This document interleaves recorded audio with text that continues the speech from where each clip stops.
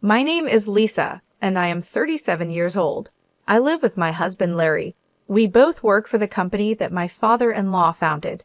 Even though my father-in-law has retired, he built a small construction company into a business that makes $300 billion a year.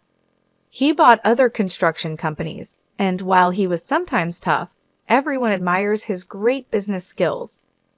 Larry, who was chosen to follow in his father's footsteps, was raised as a pampered child and has a gentle character.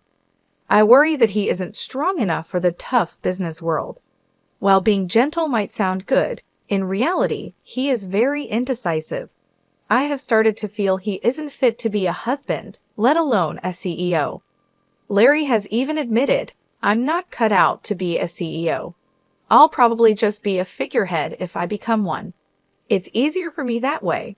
He shows no real intention of seriously taking over the company. We've been married for 10 years, and lately I've grown frustrated with his lack of initiative. In contrast to Larry, I consider myself to be quite decisive. It seems my father-in-law, during his active years, appreciated this about me and gave me various tasks to do. Before marrying Larry, I worked at a bank, so I am used to managing finances and always think about the numbers while working. When I got married, I quit my job at the bank and planned to become a full-time homemaker. However, my father-in-law asked me to work for the construction company instead. Shortly after I started working, my father-in-law began inviting me to participate in board meetings and asked for my opinion on management matters. At first, the board members seemed skeptical about including the founder's daughter-in-law in important meetings. But as I consistently provided useful insights, they started listening to my suggestions. Although Larry was also a board member, he rarely attended meetings, and this was accepted by the other board members and my father-in-law as normal. When I came home from a meeting one day, I found Larry casually watching TV. "Why didn't you attend today's meeting?" I asked angrily. "You're a key member. You should take it seriously." Without showing any guilt, he replied, "Even if I go, I don't really understand the discussions. Besides, the board members prefer you, so there's no problem, right?" I wondered if he was upset by my involvement in board meetings, though he made such remarks. My father-in-law has been teaching me the details of running the business and seems to be grooming me as a successor. I started enjoying being involved in management, and before I knew it, I was working hard to meet my father-in-law's expectations. About 3 years after I started attending meetings, my father-in-law retired completely. When there were major decisions to be made, the board members would consult me while Larry was sidelined. I had hoped that being in such a situation would push Larry to work harder, but instead, he became even more disengaged from his work. Although he would come to the office in the morning, he'd disappear somewhere by noon and just stay home for the rest of the day. When he saw me at home, he wouldn't talk about work at all, seeming indifferent to the company's affairs. Meanwhile, my workload at the company was increasing, and I was getting busier. After my father-in-law's retirement, the board members relied on me more and more, and I was given duties similar to a CEO's. Given that we're a large company with many employees, I've been committed to increasing sales and profit for the sake of our workers. With the hard work of our employees, our sales began to grow. I found running the company more interesting and became more engrossed in my work. Conversely, my husband Larry seemed to be losing interest in his work, and his appearances at the company began to diminish. The conversation between us at home had lessened, and our relationship began to become tense. "I ran into your sister Nancy today, and we had lunch together," Larry said when he came home. My sister Nancy is 3 years older than me and had just divorced about 4 months ago. The cause of her divorce was infidelity on her part, which led to a big commotion when her enraged husband stormed into our parents' home. My husband Larry went to my parents' house to calm down Nancy's husband in my place since I was busy with work. Larry, who had a gentle upbringing and a calming personality, managed to convince Nancy's raging husband to leave for the time being.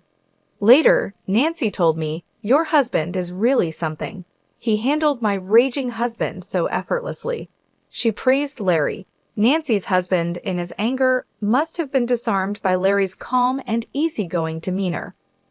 Nancy was able to divorce her husband after paying alimony, but since this incident, she seemed to look at Larry differently. Until then, she seemed to have thought of Larry, who was not particularly attractive and is indecisive, as just a rich, pampered son. But after the incident, she seemed to believe he was a respectable business owner. Nancy, now single after her divorce, probably saw Larry as a great catch, as she always loved wealthy men. But I, who was engrossed in work, could not imagine such a thing. Of course, my sister wouldn't have known that Larry is just a nominal executive who doesn't actually manage the company. Nancy's ex-husband was an elite employee of a foreign company and bragged to me at their wedding, "My husband is an excellent employee with a high salary, and on top of that, he's handsome."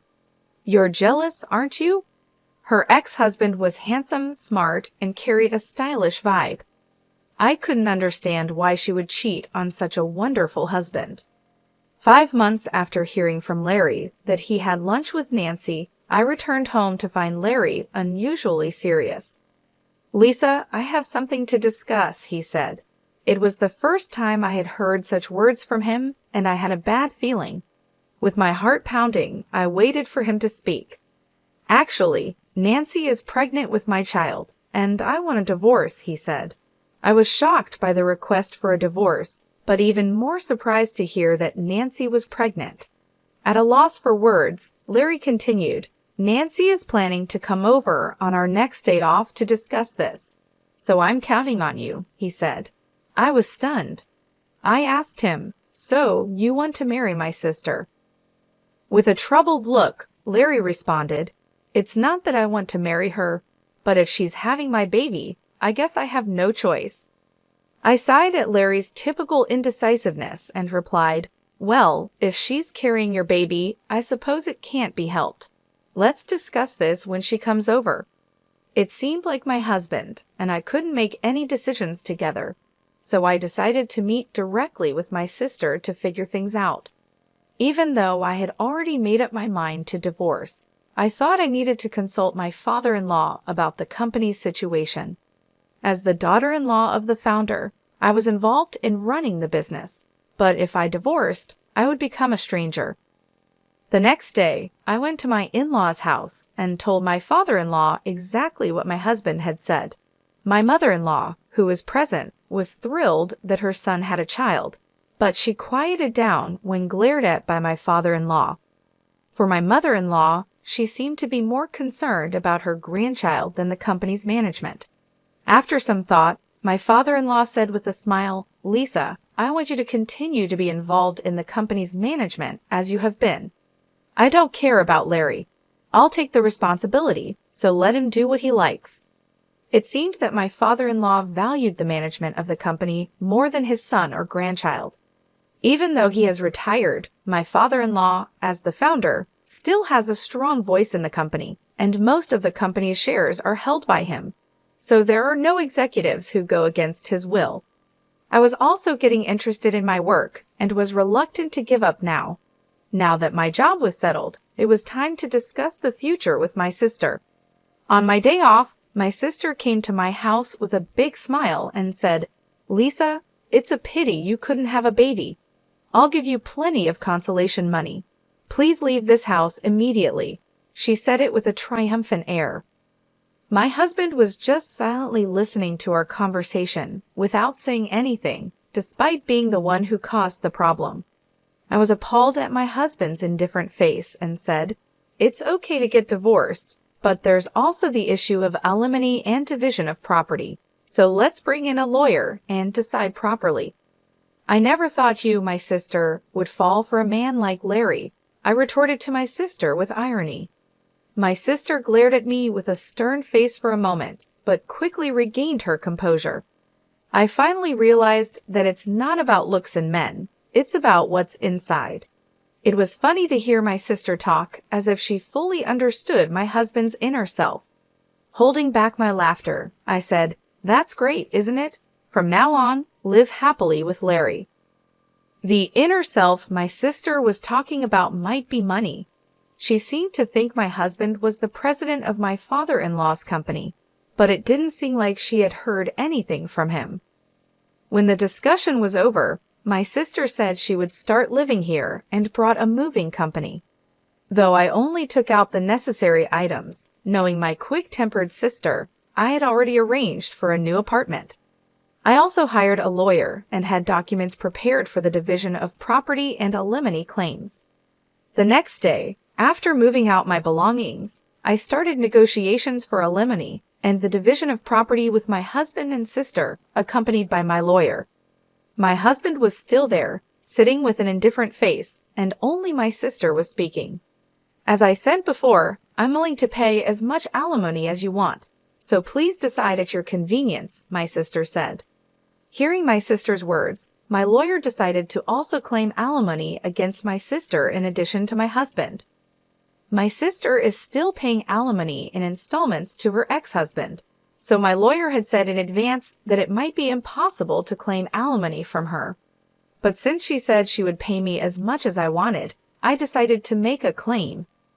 When it came to negotiations about the division of property, my sister excitedly said, "This mansion is originally Larry's family's, so it shouldn't be part of the division of property, right?" The lawyer answered my sister calmly, "This building and the land belong to the company, so it's up to the company to decide." It seemed like even my husband thought this house belonged to his father. "Is that so? I thought this house was Dad's," he said casually. My sister, on the other hand, was taken aback and confronted the lawyer.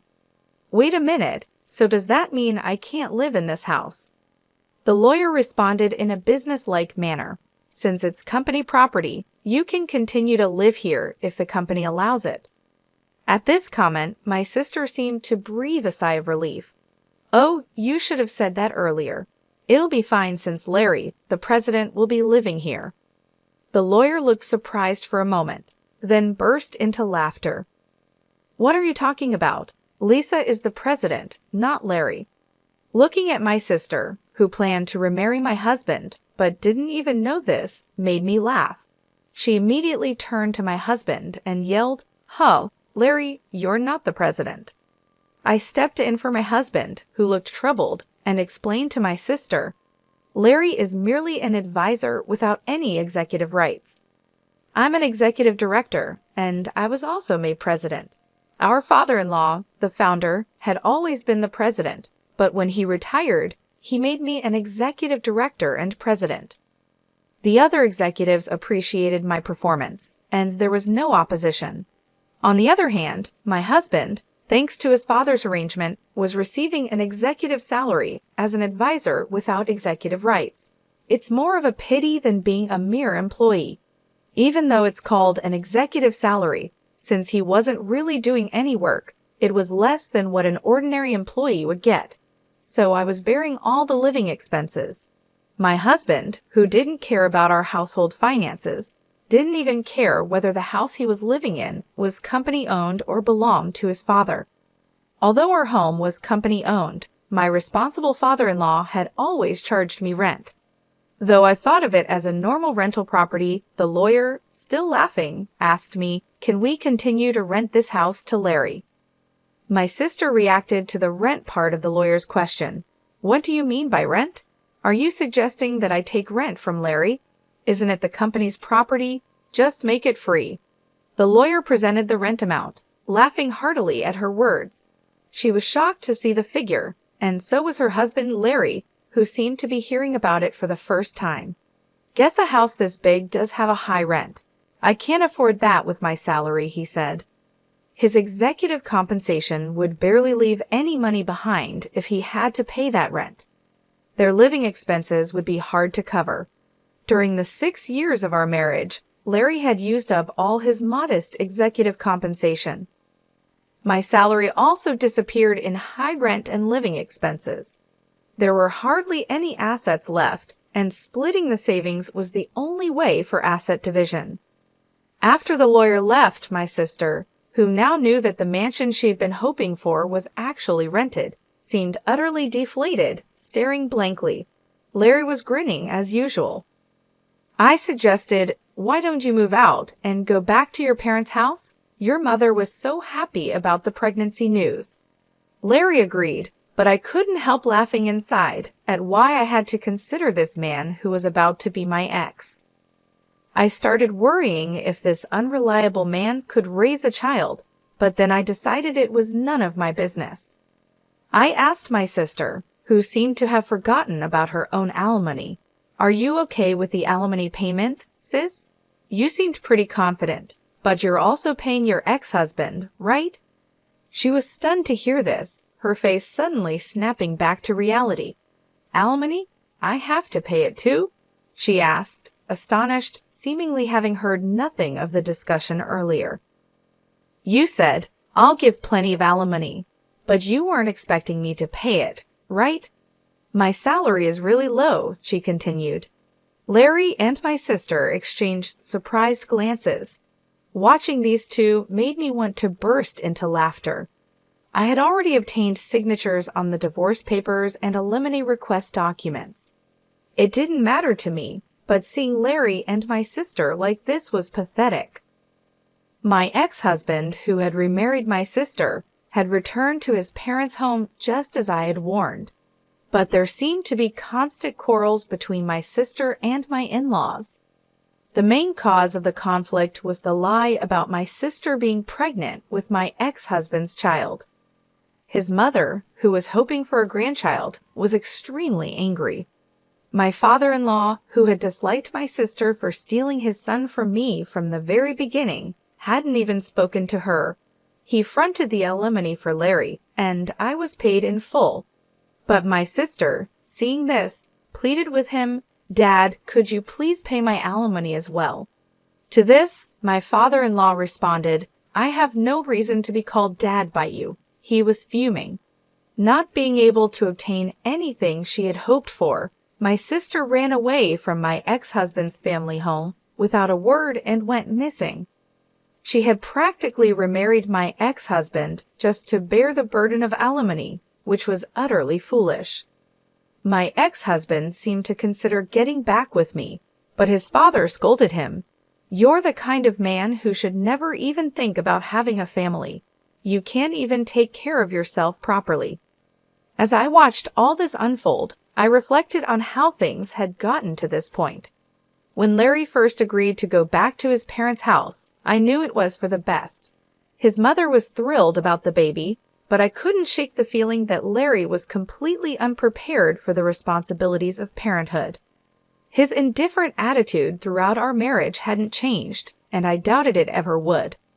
Seeing my sister's shock when she realized she had to pay alimony was almost comical. She had been so confident, but she clearly hadn't thought things through. Her financial situation was already strained, and adding more payments would only make it worse. I wondered how she could be so naive.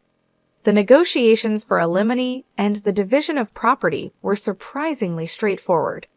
My lawyer was thorough and ensured that everything was handled fairly. Larry and my sister, however, seemed lost and overwhelmed by the process. They exchanged glances of surprise and confusion, making it clear that they hadn't fully grasped the reality of their situation. Moving out of the house was a significant step for me. I had already found a new apartment and made arrangements to start fresh. The house, which I had once thought of as a home, now felt like a burden lifted off my shoulders. It was company property anyway, so leaving it behind felt like shedding the last remnants of my life with Larry. After I moved out, the tension between my sister and my in-laws only grew. The lie about her being pregnant with my ex-husband's child had caused a rift that couldn't be mended. My father-in-law, who had never approved of my sister, was especially vocal in his disapproval. He had always seen her as someone who had disrupted our family, and this latest deception only confirmed his worst fears. My sister's plea for my father-in-law to pay her alimony was met with cold rejection. "I have no reason to be called Dad by you," he said, his anger evident. Her dreams of a carefree life supported by my ex-husband's family crumbled, and she found herself without the support she had expected. Eventually, my sister ran away from my ex-husband's family home without a word. She vanished, leaving behind the chaos she had created. Her attempt to remarry my ex-husband and secure financial stability had backfired spectacularly. She had only succeeded in creating more problems for herself and those around her. My ex-husband, realizing the mess he was in, seemed to consider getting back with me. But his father, ever the voice of reason, scolded him harshly. "You're the kind of man who should never even think about having a family. You can't even take care of yourself properly," he said. In the end, I moved on from the whole ordeal. I focused on my work and my new life, leaving behind the drama that had consumed my marriage. It was clear that Larry and my sister had their own paths to navigate, and I was no longer a part of their tangled lives. The experience had taught me a lot about trust, responsibility, and the importance of making decisions for oneself. I would never get back with my ex-husband, even if he begged me. I stopped believing in him when he cheated on me with my sister, and I was disgusted by his indifferent attitude during our discussions. He was fired from his executive position and is now working as a temporary employee. The way he behaved during our marriage and after the affair showed me that he was not someone I could rely on or trust. His lack of commitment to our relationship and the company made it clear that he wasn't suited for the responsibilities he had. Seeing him now, reduced from an executive to a temporary employee, only reinforces my decision to move on without him. I've continued being the CEO, which is the most important thing in my life. Running the company gives me a sense of purpose and fulfillment. It keeps me focused and motivated, and I take pride in the work I do. Every day, I strive to make the company better for the sake of our employees and their families. My role as CEO has become central to my identity, and I can't imagine giving it up. I don't even think about remarrying after the breakup. The idea of starting a new relationship doesn't appeal to me right now. I've been through too much emotional turmoil to even consider it. Instead, I want to focus on myself and my career. There's a lot I want to achieve, and I don't want any distractions. I've kept in touch with my father-in-law and get advice from him when needed. He's been a great support through all of this, and his experience and wisdom are invaluable. Whenever I face a difficult decision or need guidance, I can count on him to provide insightful advice. Our relationship has grown stronger, and I appreciate having him as a mentor. For now, I want to focus on the company and think of it as being married to it for the sake of my employees. My commitment to the company is like a marriage. It requires dedication, hard work, and passion. I want to ensure that the business continues to thrive and that our employees have job security and a stable future. Their well-being is important to me, and I take my responsibilities as CEO very seriously. This journey has taught me a lot about resilience and the importance of staying true to oneself. Despite the personal challenges I've faced, I've managed to keep the company on a steady path and even achieve growth. It's not always easy, but knowing that I'm making a positive impact on people's lives keeps me going. In the end, my focus remains on leading the company and supporting my team. I'm determined to build a successful future for all of us. While my personal life has had its ups and downs, my professional life gives me stability and a sense of accomplishment. This is where I find my strength and motivation, and it's where I choose to direct my energy for the foreseeable future.